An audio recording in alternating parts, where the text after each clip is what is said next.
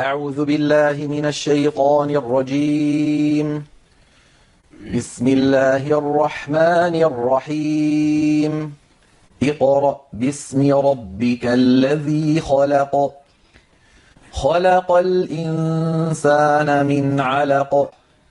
اقرأ وربك الأكرم الذي علم بالقلم علم الإنسان ما لم يعلم كلا إن الإنسان ليطغى أن رآه استغنى إن إلى ربك الرجعى أرأيت الذي ينهى عبدا إذا صلى أرأيت إن كان على الهدى أو أمر بالتقوى أرأيت إن كذب وتولى ألم يعلم بأن الله يرى كلا لئن لم ينته لنسفعا